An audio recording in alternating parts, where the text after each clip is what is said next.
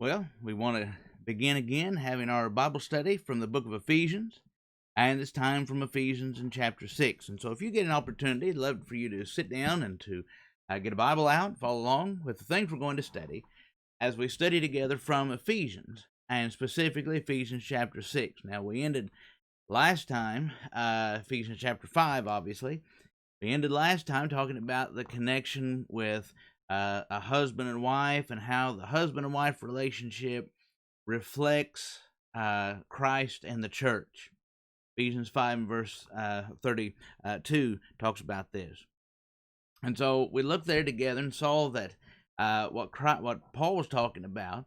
He said, I'm talking about Christ and the church when I talk about a husband and wife. And we went into several points along that line, making applications obviously to Christ and the church, but also making applications to a husband and a wife, and seeing the connections there as you see the words as and even as, and those words showing proportion, and how the husband loves his wife even as Christ loves the church, and the wife, she will love her husband, she will submit to her husband as the church submits to Christ, and so forth. And so there's that connection, like I said, a connection, a statement of proportion when you talk about as and even as and those types of things. So we spent some time talking about that, and of course that's all, they're available on the website, CaneyvilleChurchOfChrist.com. It's available on the website, it's available on the YouTube page, and so forth. And so it's all archived if you want to go back and look up and spend more time in Ephesians chapter 5, and you can do that in some of those previous videos. But what I want us to do is jump into Ephesians in chapter 6. Ephesians chapter 6 continues the discussion of this marriage, if you will, or family relationship. And Paul will talk about the children and the parents and so forth. And so while there is a chapter break, really the thought didn't stop. It wasn't like a break in the thought. It was a continuation of the thought. And so we're going to obviously continue in that particular study. So again, feel free to take any notes you like to take. You can ask any questions you want. You can contact me. You can ask any questions relative to Ephesians chapter 6 if you'd like. The previous chapters of Ephesians, or whatever Bible-related question, if I can help you with it, I want to do it. And so feel free to do that. Feel free to contact me, and we can talk about God's Word together. Okay?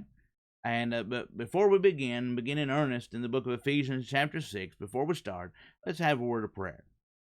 Our Father in heaven, we're so thankful to Thee for this day.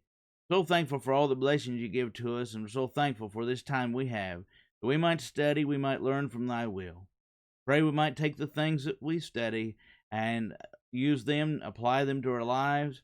Let us see how these things apply, that we might live Thy Word every day, that we might be serious about what You have taught us, and that we'll take the things that said and realize that these have applications up to and including this present time, and so long as this world stands. We're so thankful for Jesus. We're so thankful for His great sacrifice, for Thy love and for Thy mercy, and so thankful for the Bible, for Thy truth.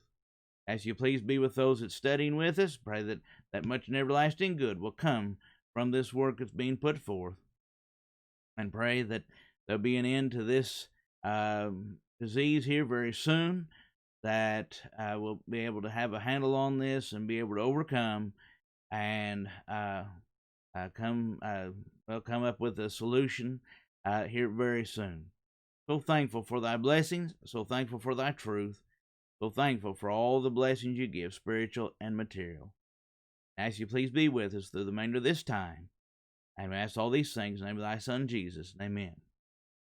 Now, if you will, let's go and look in the book of Ephesians, if you will, Ephesians in chapter 6, and we're going to begin here in verse number 1 and read down about verse number 9. That's going to be the text for a lot of things we're going to talk about here in this video.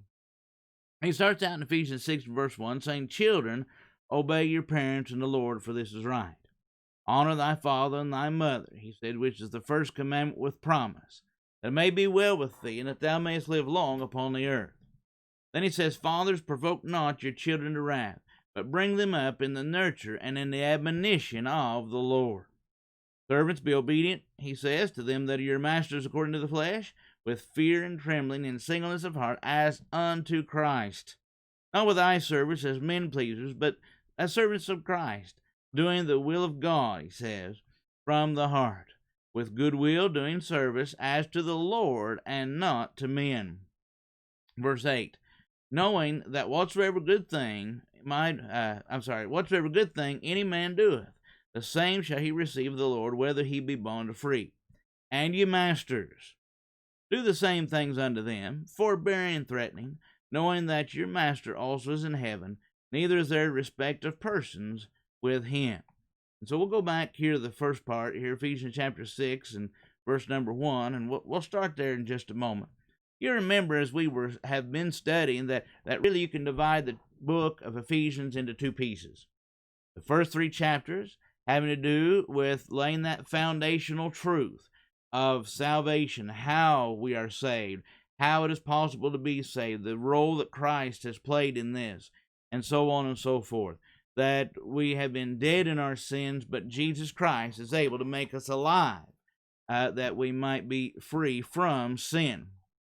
And that by breaking down that middle wall of partition that was between us, he can make us one group, if you will, one family, one body.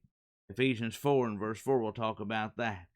And so here's one body there, and Christ is the head. Ephesians chapter 1.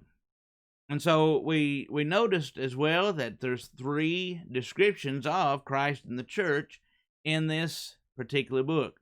You read about Christ and the church, and you read the comparison with a head and a body in chapter 1, also chapter 4. There's Christ and the church, and you read the comparison of Christ being the chief cornerstone, the chief foundational stone of the building, and then the church itself being the building or the living stones. Then, in the third description, we find Ephesians chapter 5, where he talks about Christ and the church again, and now illustrates it with a husband and a wife. And so don't forget about those 3 illustrations in our study of Ephesians chapter 5. But if you look in the first 3 chapters, he lays that foundational truth concerning salvation, how to be saved, and so forth. Chapters 4, 5, and 6. Then talk about how these things apply. How I can take the truth from the first 3 chapters and apply this to my life. So we talked about various things, whether it's how to repent, how to not act like the Gentiles, whether it's how husbands and wives treat each other, whether it is how, as Christians, we act and follow Christ and walk in love and walk in the truth and so forth, as the first half of Ephesians chapter 5 talks about. And so now we come into the book of Ephesians chapter 6, and what I want us to talk about here is really how, turn your attention over here, and I'll bring this up. It is how the Christian acts. And so sometimes it takes me a minute to get there. But anyways, it's how a Christian acts. Now, we can discuss this from the standpoint of course, the Ephesians 5, the first half of Ephesians chapter 5, and how one acts as an individual. But what you find here is how a Christian is acting in the various relationships that you find. And so we read this a moment ago. Children, obey your parents in the Lord, for this is right. Honor thy father and thy mother, he says, which is the first commandment with promise, that it may be well with thee, and thou mayest live long upon the earth. And he says, fathers, provoke not your children to wrath, but bring them up in the nurture and the admonition of the Lord. Having written about husbands and wives, Ephesians chapter 5, about verse 22 to verse 33. Then he turns his attention to parents and children. And then finally, in this section, Ephesians 6, 1 to 9 that we've read, then he'll turn his attention finally to employers and employees. Okay?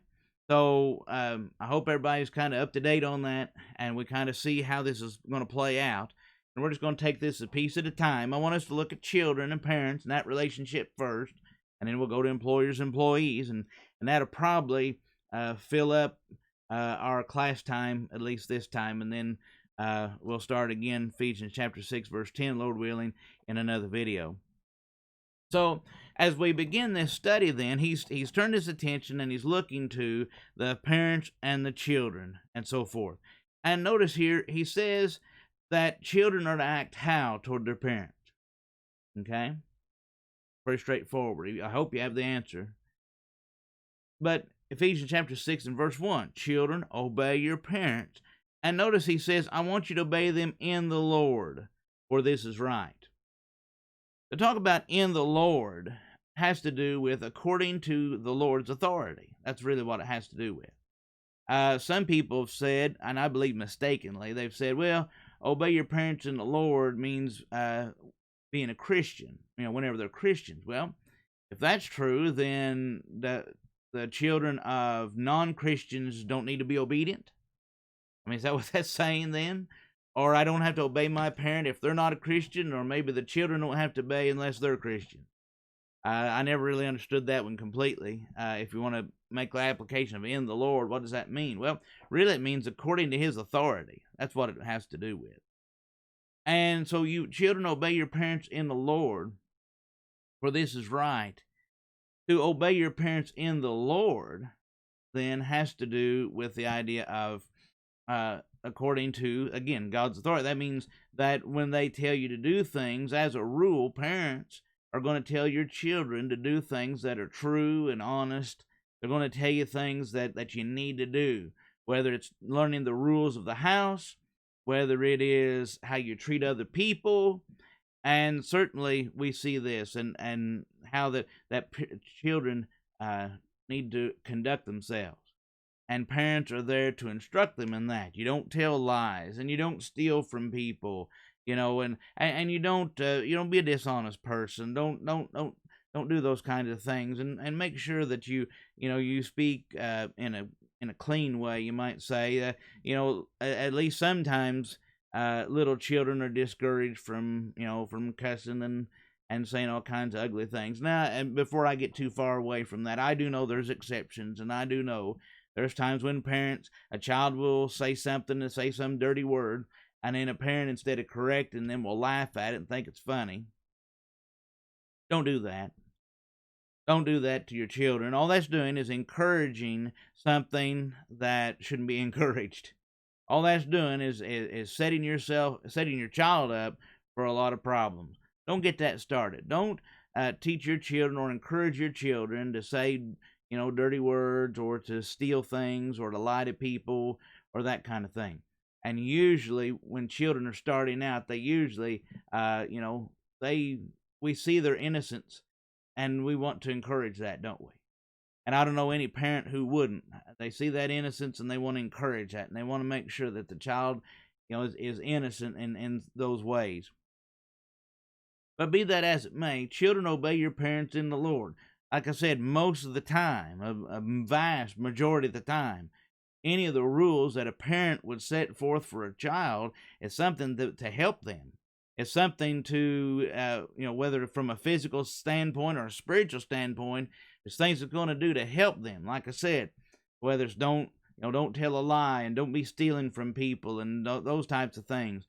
Or whether it is a parent, from the standpoint of a child being told, don't touch that hot stove, or a parent not allowing the child to run out in the road, and things like this, or to do things that might be dangerous. A child would be ignorant of whether or not it's dangerous, and the parent knows that it's dangerous, and so the parent maybe stops them, or whatever it is they have to do to make sure that child stays safe and healthy. And the child needs to be obedient to that. If the parent says don't leave the backyard, then the child needs to stay in the backyard and play. They doesn't need to go out in the front yard. For whatever reason, the parent says, don't go in that front yard, stay in the backyard, then the child needs to be obedient. Again, obeying the parents in the Lord by the authority of God. That's the point. And there he says, to honor thy father and thy mother, which is the first commandment with promise. May be well within thou mayest live long upon the earth. And the idea of honor includes, not limited to, but it does include the idea of obedience. Honor has to do with respect. That's a biggie right there. And honor has to do with submission at times. And sometimes people ask, well, what if you're an adult child? You're an adult, but you still have living parents, and maybe they're up in age, and or maybe you're a Christian and your parents are not a Christian, and then you're supposed to, but what if your parent says, don't go to church, or your parent says, I don't want you to be a Christian or whatever? Then do you obey that? Well, no, you wouldn't obey that. You don't obey a parent or anyone that's going to tell you, I don't want you to be a Christian. You don't obey a parent. You don't obey anyone who says, don't go worship with God's people or whatever. You don't obey that. That's not in the Lord. That's not according to His authority.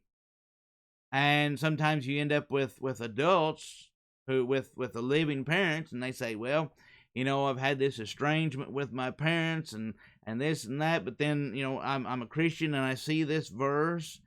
I don't know how to always apply that. I could agree with that. I don't know if I could tell you every single instance on how to comply with it unless I know the situation. But I do understand honor thy father and thy mother has to do with respect. It has to do with an appreciation. It has to do with thankfulness. Your parents took care of you whenever you were helpless. Your parents took care of you when you had nothing to contribute, to the situation. All you did was eat and sleep and so forth, and they had to feed you and clean you up, and you just really wasn't a lot there. There's not like you were out mowing the yard or out, somehow being a contributing member of this family. You're just a little baby. Couldn't help yourself. Couldn't help anything, and your parent had to take care of you. It very well may be that you have reached a point in your life where you, as the child, but you have to take that type of a role and help your parent and help them. They may be, whether it's a mental issue, physical issue, whatever, and it may be where you have to show honor to them and kind of like saying payback, where they are in a position where they can't help themselves and you must go help them. Okay? Now, whether that means moving them into your house, whether it means, you go and check on them in their house, or what other combination you might think of along that line, whether it means some type of assisted living situation, whatever it is, but you're going to show honor to your parents. You're going to respect them. Now, that's the idea. Now, that's true from a child standpoint to an adult. See? Obey your parents in the Lord, for this is right. I obey my parents when they do and whenever they're telling me things that are true, things that I need to do, how I need to live, and how I need to, if they've got good advice from the Bible and they want to tell me this, then I need to listen up. But if they're trying to tell me, don't do what God says, don't be a Christian, if they're trying to discourage, then I can't do that. Can't go with them. But again, so many times it's a parent wants the best for you, don't they? Your parent wants the best for you just like you want the best for your children. And so, you obey them and you honor them, he says. Why do this? Why do these things? Well, here's what he said. He said, you do this because the obedience blesses us. It blesses us physically and it blesses us spiritually. And I think we've already seen a lot of that already. But he says how that this obedience is necessary. Again, you go back and think about a parent who tells a child, don't touch that hot stove. Don't run with scissors. Don't pet that dog, in case it's a dangerous dog or something, or whatever it might be. And your parents are trying to keep you safe, aren't they? And it's the same way spiritually. So we want to make sure that we do what is right. Children, obey your parents in the Lord, for this is right. Honor thy father and thy mother, which is the first commandment with promise, that it may be well with thee, and thou mayest live long upon the earth. Okay? But notice something else. We find also, he says, that parents, how they're supposed to act, especially fathers, but how parents are supposed to act toward their children. And he does say, specifically, uses the term fathers. Fathers, provoke not your children to wrath, but bring them up in the nurture and the admonition of the Lord. Now, there are some commentaries and some other folks like that who have suggested that, yes, even though the term father is used, it really means parents, it means both parents. And I would not necessarily disagree with that, because obviously there's responsibilities for fathers, there's responsibilities for mothers, and bringing up your children in the nurture and the admonition of the Lord. There's no question about that. But the verse does say fathers, and so I tend to lean that way, and making sure that we make this point. So what does he say? Fathers, he says, provoke not your children to wrath, okay? But bring them up in the nurture and the admonition of the Lord. I want you to notice that here's a contrast that's made. The contrast between nurture and admonition versus bringing your children or provoking your children to wrath. Now, that's a big difference. And to me, I believe that's very significant. You know what? What is he talking about? What does he mean when he talks about don't provoke your children to wrath? What is that talking about? To provoke means to stir up. It means to excite. And I've just looked this up. The original word is eris, E-R-I-S. And the word eris there means quarrel, wrangling, contention, debate, or strife. And so you think about that. Provoke, quarrel, not with your children to bring them to wrath. Contend, don't contend with them to bring them to wrath. Do not wrangle with them to bring them to wrath. Okay? Do you see it? Do you see where we're going with this? Don't provoke your children to wrath. My friends, that is not the same thing. I'll talk about what it's not first. It's not that you have two wills, obviously the parent's will and the child's will, and the child wants to do something that is wrong, or the child wants to do something that is against the rules of the house, and so the parent says no. And then the child gets mad because the parent said no. Is that provoking to wrath? No. That is not provoking to wrath.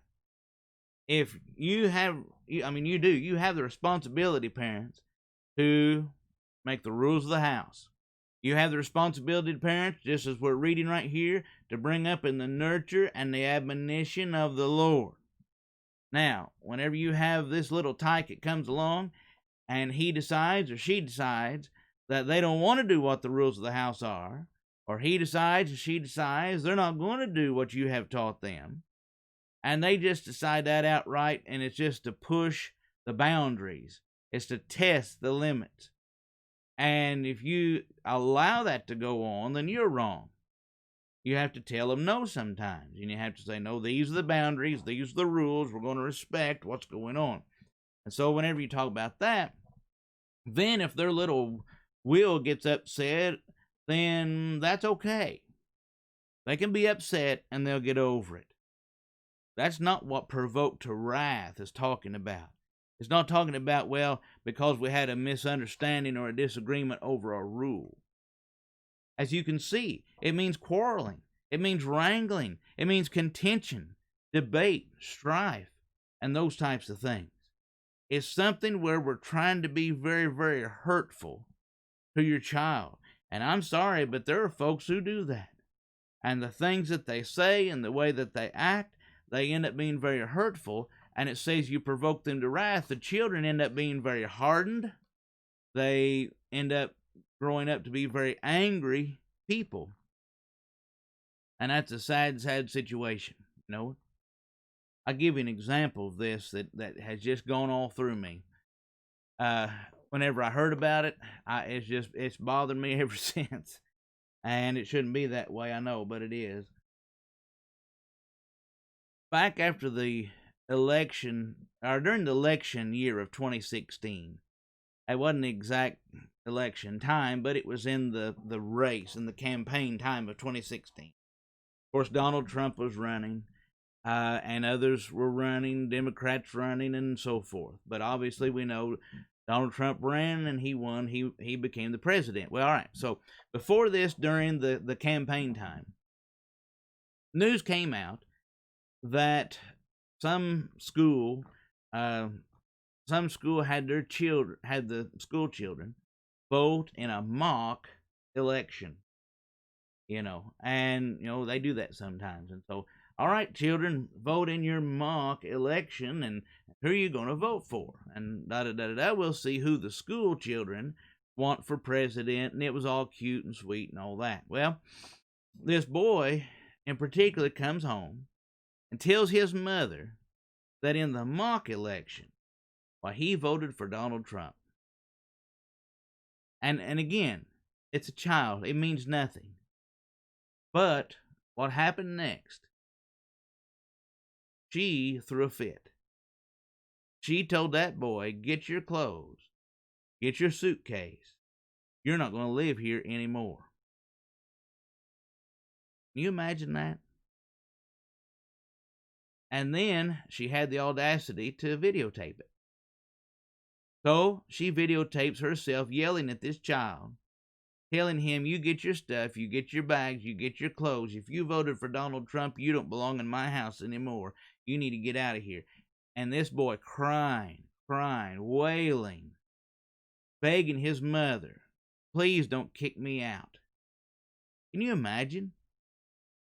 And here she was and told him, you get out of here. About that time, this boy had a little brother. The little brother's crying. He doesn't want to see his older brother leave, be kicked out of the house. He doesn't want to see that, and he thinks mom's serious. And whenever he cries and tries to defend his brother, she says, you can get your bags and you can go with him too. And it went so far as to kick that boy out, send him out the door. I mean, literally out the door, and she's saying, bye-bye, see you, bye-bye, don't come back. If you're going to vote for Donald Trump, don't come back. And him wailing, crying. Now, friends, you talk about provoking somebody to wrath. There it is. Now, later on, like I said, she didn't have any more sense than to videotape it and show it to her friends. And whenever people threw a fit over this, she had the audacity to say, well, I was just teasing. I was teasing him. I was kidding. I wasn't going to. Well, but that little child didn't know that. That little child had no idea that his own mother wasn't kicking him out of the house. And folks, it was a mock election. It didn't mean anything. So there is just an example of where you provoke to wrath, wrangling, quarreling, contention, strife. All those things are things that God condemns. You ever thought about this? If you look in the book of Philippians chapter 2 and verse 3, James chapter 3 and verse 14, 1 Corinthians chapter 3 and verse 3, Romans chapter 1, 28 to 30, all these passages that condemn the very things that you see on the screen right now. Condemn those very things and say, don't do that, don't act like that. It's condemn fathers, in this case, fathers, parents, don't do that to your children. Bring them up in the nurture and admonition of the Lord. They don't deserve that kind of thing. I mean, you talk about verbal abuse, you talk about mental abuse and how people can hurt others. Folks, right here it is. This is exactly what's going on. It's when you see this problem here is when you have one who's gone outside of God's will. They're trying to provoke their children and hurt them and quarrel with them and wrangle with them and just have strife. Children don't need that. Adults don't need that. So far as that goes, adults don't need that. But children really don't. You know? And what happens is you provoke them to anger. And I'll give you another example of this too.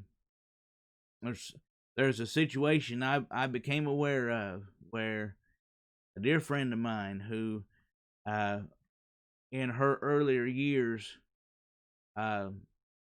she was married, her husband was unfaithful to her. And so, with the ensuing divorce, they had children together, and there was an ensuing divorce then. She couldn't trust him. He had broken his bond, Matthew chapter 19, verse 9. He was guilty of fornication. He was unfaithful, and he was unfaithful several times. And her patience was gone. And so he said, I need to be with somebody I can trust and somebody that will take care of my children, and she did so. But what got my attention was what the children hurt, how the children hurt after that was over with. And sometimes children take that to heart. And we know and we understand, the adult people understand that the children didn't do this. The children were not responsible for this divorce. And perhaps they understand that, and I hope that they do. But I can remember that dear lady talking to me, and she said, I've got a son. She said he's in his 40s, and she said he's just an angry man. And I said, really? And she said, he's been angry ever since the divorce, I guess. And he's just been angry ever since. And I couldn't help it, but this very verse, Ephesians 6, came into my mind about do not provoke your children to wrath. Now, I'm not blaming the lady for it. That's not my point. But here's a father who had a good wife. He had children to take care of. He could love them and be with them and raise them up right. And he decided he wanted to find somebody else instead. He decided he liked somebody else better. You talk about provoking to wrath? That's provoking to wrath too. We can hurt people. We can hurt our children, parents, by our decisions. You've got to be careful of your decisions. See that? Don't do that. Don't provoke your children to wrath, but bring them up in the nurture and in the admonition of the Lord. That's what needs to happen. Don't stir up that anger, wrath, that strife. Well, we need to move on. Ephesians chapter 6, verses 5 through 9. Just to refresh our memories, let's go back there for a moment. In Ephesians chapter 6, and verse 5 through 9, servants, be obedient to them that are your masters according to the flesh, with fear and trembling and singleness of heart, as unto Christ.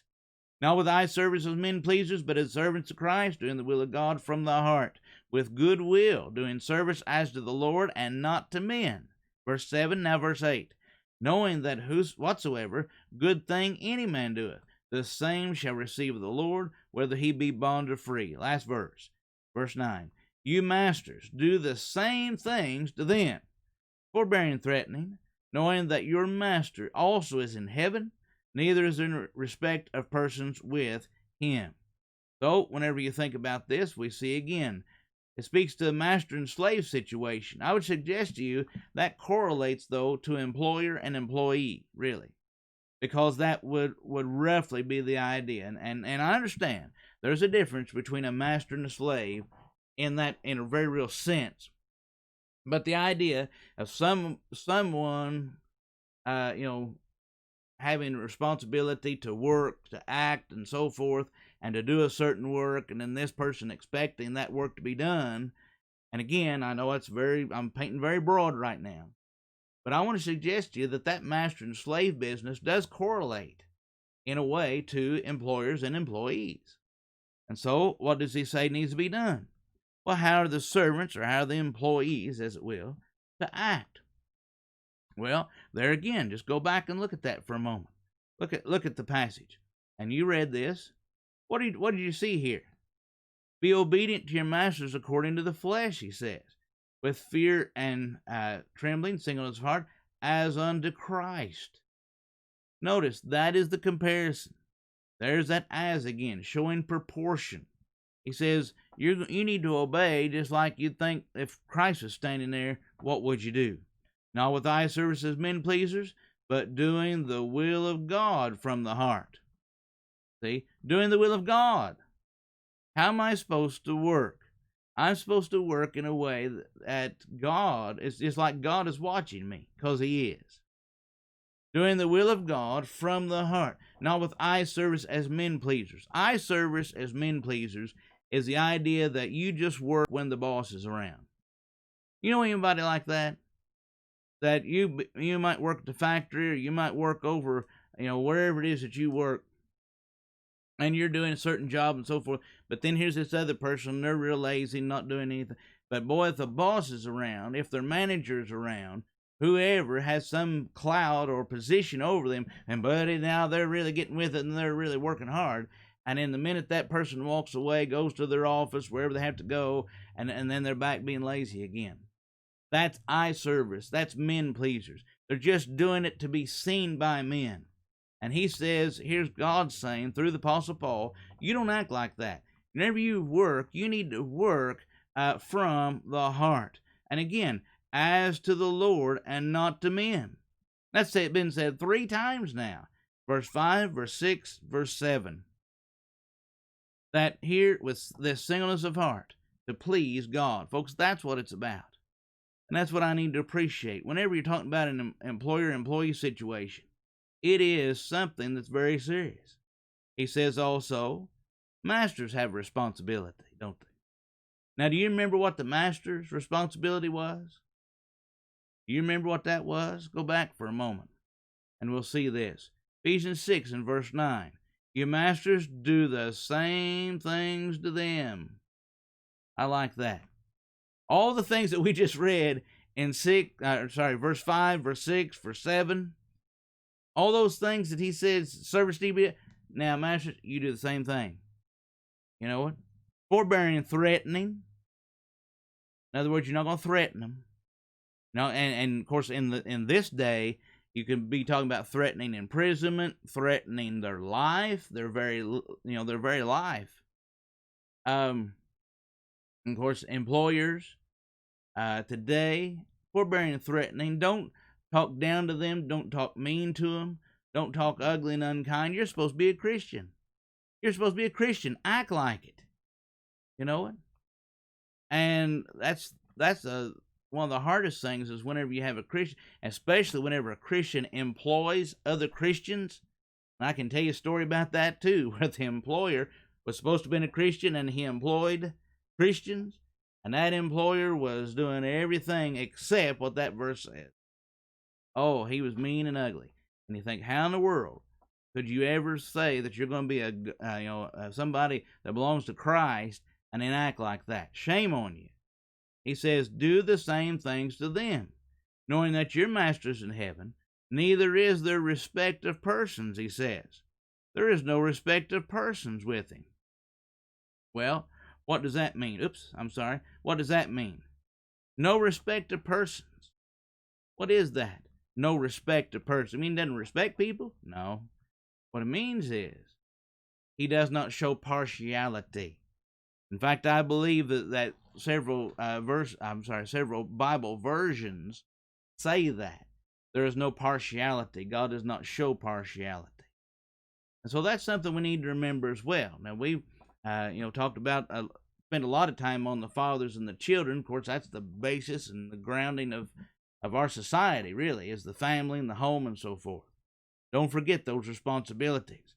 But I'll tell you something else we need not to forget. Don't forget the responsibility of employers and employees. Don't be slacking off in your job. Don't be slacking off and being lazy and not doing what you're supposed to do. Give a full day's work for a full day's pay. Employers, then, don't show partiality. Be a good person, godly person. Show people how Christ acts. Allow Christ to live in you. You're in a position of leadership.